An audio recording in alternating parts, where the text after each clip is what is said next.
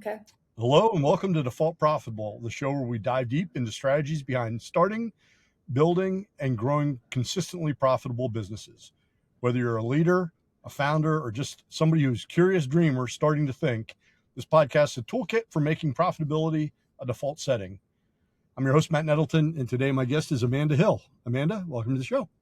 Thank you so much for having me. No problem. So we met last week. We talked for like 7 minutes. Why Right. don't you take 3 or 4 minutes or, a couple moments and introduce yourself and tell us who you are. Amanda Hill. I am the founder of Connections of Hope, which is a counseling center, private practice. Started that back in 2020. And since then, I've expanded it into 5 different locations. So I have 14 therapists now that work in the practice, and we see everybody. We see all ages, we see all sorts of issues. When I started it, it was 2020. So we know COVID, it was busy. And I just have a heart for helping people and want to establish a practice where people can be seen. And in the therapy practice, it is very common that people who need help are on waiting lists. And that's essentially what kind of pushed me into creating multiple different locations so that we can continue to expand and really be there for the people that need it and avoid some of that waiting list stuff. So it's the middle of COVID and you're sitting around, as we all were, Mm-hmm. right? And it just pops into your mind, hey, I should just go out on my own, start my own practice. What was it It that drove you to take that step? so it actually was I was in therapy. I had a therapist I was working with, which I think as a therapist everybody should. It's great. But I was at the time I was working 4 different jobs. I teach college as well, so that along with multiple different counseling agencies I was working for, and I was just very overwhelmed. And my therapist, as a private practice owner, said, maybe you should consider doing this. And I I went and ran with it. It was interesting. I think I told you, I've been a counselor for 20 years, but as I started to get into what it would look like to create my own business, I really started to get excited about that. And since have realized that I actually enjoy maybe the business side. I don't want to say more, but definitely just as much as I do the therapy side of it. So, um, there's been a lot of ups and downs and learning curves and things like that. But essentially, my therapist was like, you can't keep doing what you're doing, and encouraged me, gave me the insight I What was needed it to that start she was something. seeing? What was it she was seeing that led her to say that? Well, one, I think she knew, I mean, I was in there, I was dealing with burnout. And she knew me enough. I had worked with her for years for some trauma stuff. And I believe that because she's already doing it, she saw that, she wanted to encourage me because, she saw how much I was struggling and assumed that I would do great. And if I'm honest, I've done the same thing for multiple people, even sometimes interviewees, where I'm like, you're great, but you're great to the point where I know if I hire you, you're going to leave me. So encouraging them to even start their own private practice, I have kind of tried to pass the torch that way. So you're sitting around and you start to realize that, hey, wait a minute, I really like this. What are the things that you like about owning your own practice? I mean, the freedom to do what I want to do. Along with that, obviously, comes a lot of responsibility. So, I am very type A and organized. But what I love about it is that I do make my own schedule. I love owning something, I have pride in that. And then the possibilities are what I feel like just endless as a business owner. If you really love what you do, all these books back here, I have a lot more. I've read them all. I love learning. And so, I've loved that part of it too. The challenges that I've faced have been hard as I've gone, going into our 7th year now. But I also am the type of person that likes a challenge. So you're always challenged as a business owner. Yes. Yeah. You're like, Yeah. yes, that is true. Um, so if you think back, what are some of the things when you started the practice that you had to learn that you didn't realize you would need to know? Gosh, well, there was a lot that I had to learn, initially doing it on my own. That first year, it was just me. So I had to learn insurance, how to bill for that. I had to learn, different EHR programs and just normal counseling type stuff. The challenges for me really came when I decided to expand. And so then I was having to learn, paying other people. I remember being freaked out by that. I was like, I'm responsible for other people's income. Always so scared, like watching the bank account and afraid that I was going to run out of money, even though obviously that money was coming in to pay them. Um, but a lot of what I feel like I've learned along the way is that it's really important, if you are a business owner, if you want to be one, to know that you don't have to have all the answers ahead of time. People who go in and it's like, I would love to do this, do your research, find out what you need to know, but don't shy away when you come across a barrier. So many people will just stop and stay frozen there and they don't grow because they don't have all the answers. But that's one thing that I've learned is just there's going to be a lot of times I don't have the answers, and that's what I have to figure out. And one of the things that you talked about when we met was you had a couple of mentors close to you in your life. Hmm. So who did you first go to for questions about this stuff? Outside of my therapist, it was my dad. Yeah. And my dad is a business owner. He's been head of multiple businesses. I don't can't even keep track of it.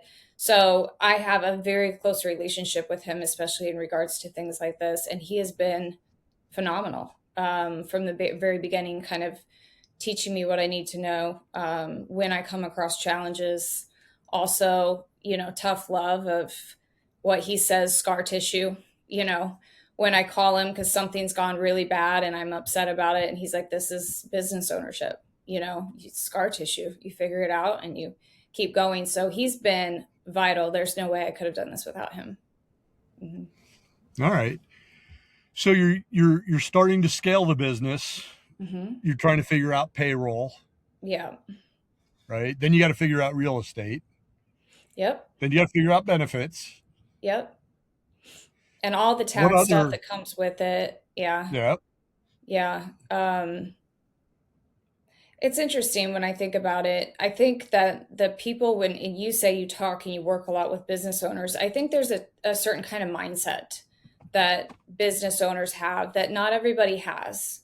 So when you approach me with, like, you got to figure out payroll, and like, I remember one of the challenges I faced was in the beginning, with therapy, it's a little different. So they would see their clients and I would pay them, but I would be waiting on payment for insurance. And then I had to learn really quickly, you don't get paid till I get paid.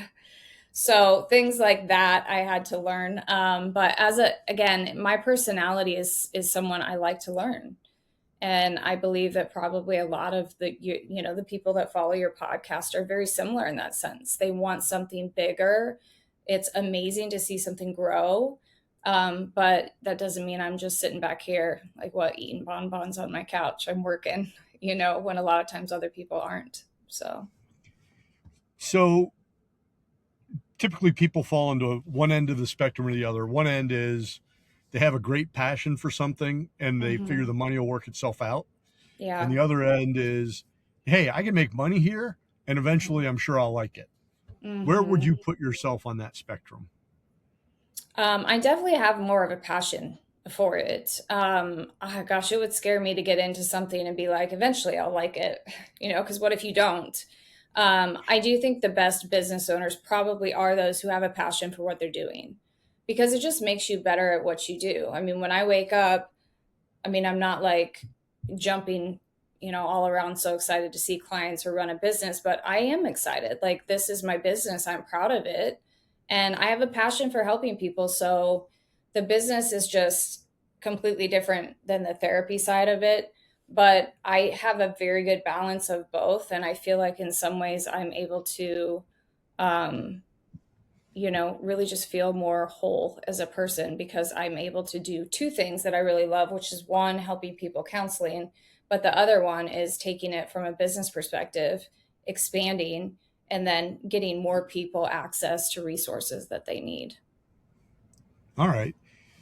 So one of the other things that's come up in a lot of these episodes is they say when you start a business, you need three things, right? You need a Hmm. good strategic plan. Hmm. You need to have 6 months of money saved up so that you can Hmm. live through all the skinnies. Hmm. And you got to have a really clear idea of what your clients will pay Yeah. for what you want to do. Yeah. So, of those three, how many did you have? Two. Which two? I don't think I had it. We had a strategic plan for sure. That was very planned out ahead of time. I don't, uh, I mean, 6 months of pay, I could have maybe lived off of what I had initially starting, I would be poor. But that's the part I would say 6 months of pay, probably not, did not have that covered. I was close, I had enough money that I knew I could do what I needed to do. Um, and then, yeah, the last part. So I feel like, um, money with business ownership, obviously, that's always a concern. But I mean, I will say I'm just fortunate because I have my dad's backing. I knew if I needed it and ran into a problem, he'd be there to help me. So, where did the business plan come from? Did your dad help you with that? Yeah. Because my therapist taught me, she actually taught me how to bill insurance, how to get your, LLC, all of that, kind of licensure type stuff. But yes, after that, my dad was a very integral part of I found an office and got started, but like what it would look like. And again, probably not as much right in my first year, but in my second, when I started hiring, that's when I needed more of his help. So yeah, my dad has definitely been on call for me for the past 6 years for anything I run into. Yeah. And it's funny because, like, the way that you said, yeah, absolutely, we had a strategic plan. Hmm. That's probably out of 200 episodes, there's probably been 20 people that actually Really had a plan that they would say, I had a plan and it was somewhat accurate. interesting. That's really interesting. I think it would really worry me. I mean, I am a planner, so maybe that has something to do with it. But I like to know what I'm doing ahead of time and I want to have step by step, goals. So having that plan, that strategic plan going in was huge for me. How Hmm. accurate would you say it was? Like 0 to 100%. How accurate did you get it in year one? I was close to 100%, honestly, probably 90. Okay. Yeah, my first year was the easiest year because it was just me. Right. Mhm. Right. Expanding made that a little harder. So when you went to expand, what things did you have to plan for differently? I mean, hiring a payroll company, my taxes, talking to an accountant, making sure that I'm paying people appropriately, spaces. So, like, we have multiple different locations, so having multiple different leases. And also, I mean, if we look at it from maybe not as much of a business standpoint with numbers and things like that, but people, I'm hiring people. So, developing relationships with them and making them feel safe and secure in the job that I have just given them was a huge part of that expansion as well. Because, that's the one thing I'm learning. If you don't pour into your staff or people who are working with you or alongside you or for you, then it's very easy to lose those people. So Yeah. I definitely have divvied out my time in ways where I can commit to the relationships I have with my staff as well. All right. So if you think back to 2020, Hmm. right? And 2026 Amanda has a chance to go back and sit down next to 2020 Amanda, and you're having a beer or a wine or whatever you drink, and you Hmm. say, listen, I'm from the future, everything works out fine. Yeah. By the way, when you go in tomorrow, here's what you should do first. what would that advice be?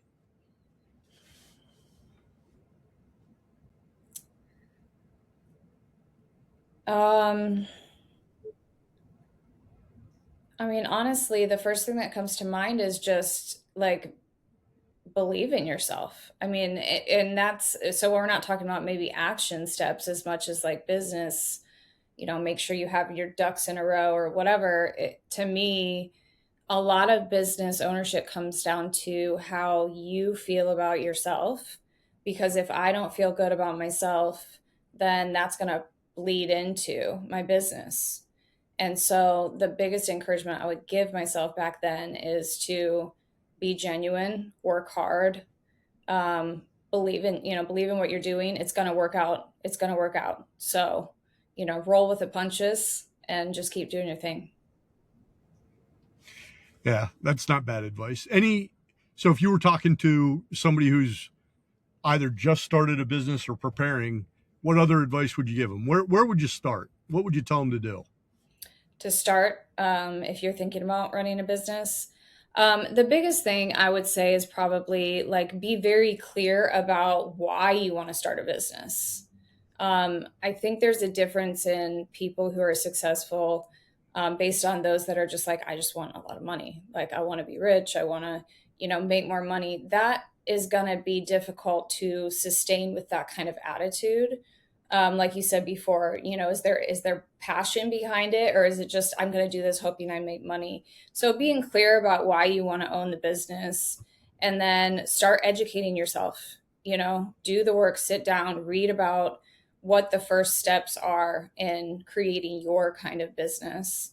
And I didn't have it back then, but now I think ChatGPT and things like that are very good for that. Like, get on ChatGPT. This is the business I have. I have a client that I just advised to do that. He runs his own, like, goes around and fixes people's houses and stuff. And I'm like, put that stuff in ChatGPT. Get a outline of what the first step is, and then just start doing it. And one step at a time, and then the other thing that I would say is definitely make sure you have support, some mentors. Find out, I did a lot of reaching out to other private practice owners to connect with them to see what it was like for them. So doing that, so you have an idea, for what you're getting into based on maybe other people that are already in it. Yeah, we talked about this. I think there's an inverse relationship.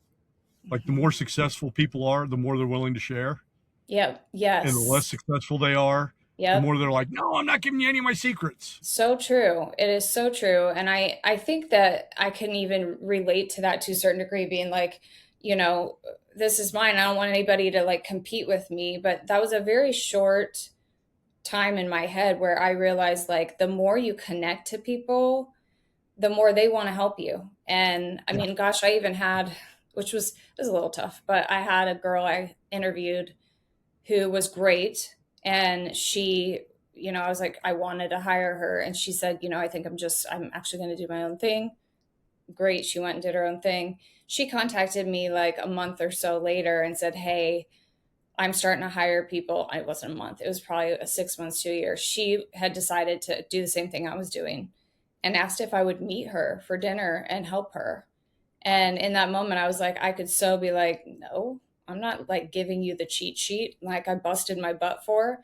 But I was like, absolutely. I went and I gave her all the tools and everything that I had been through so that she didn't have to go through some of the things that I did. And I loved it. It's the same. It's like helping other people flourish. And they have I follow her on Facebook. She has a great practice. She's also big, has expanded, so being happy for her and knowing that I was a part of that, I love that. she didn't take 100% of the clients that were available. She did well, she never got hired. So But um that's the thing. There's more clients than you could serve as a therapist with oh a yeah, hundred people working for you, yeah. right? And that's, And people are going to find their people. exactly. And in my business, at least, I mean, we're not really selling anything, we're providing a service. And it is so sad in a lot of ways how big the need is.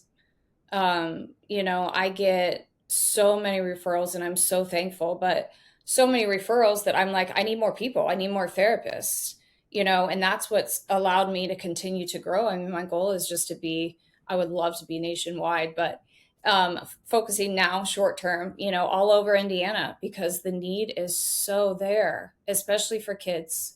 Kids are really in need right now. We get a lot of referrals for them. Yeah, Yeah, I think, well, you started your business in COVID, but I think COVID set mhm. off a whole chain of events a and it's hundred hurt kids percent. a lot. Yeah, So, there's so much, and yeah, delayed, issues that you're dealing with. But we all know, I mean, life is hard. We have a lot of people have trauma from childhood. Sometimes people just need someone to talk to because a lot of, the world that we live in is more about me and selfish and not really taking the time to connect to others. So we provide that, and it's just so great to see people getting help that they need. yeah. All right. Any last message for anybody listening? We're going to have information about you in the show notes and ways Yeah. for people to contact you. Yeah, I mean the only other thing I can think is the biggest thing, as I've said a couple times, is believe in yourself, network with others, um, and follow your passion, follow what you want to do. Connecting with others, and again, everybody's business is different, but the biggest thing I think is again how you feel about yourself. So if you are struggling in a space where you're like, I would love to do this, I just don't know if I believe that I can, find a therapist. That's not me just selling therapy. It's like therapists can help you manage that. So you build up the confidence to actually reach the goal that you want to. So there's always ways to get to a point where you can reach your goal. If you need assistance, then reach out for help. Yeah. Mhm. Perfect. That's a great place to stop after 20 minutes. Yeah, That yeah. was quick. Yeah, All so right. Well, easy hey, to so easy. Yeah. what? I said so easy. It's always so easy to talk about. Just Yeah. conversation. Hmm. All right. Well, thanks for joining us. Meet a great guest. Yeah. Like I mentioned, we'll have information to contact you in the show notes if anybody wants Okay. to get in touch with you. Okay. And if you're Well, listening, hit subscribe, leave a review, share an episode. That'd be great. And we'll be back next week with the next episode. So till then, stay focused, keep working, stay profitable.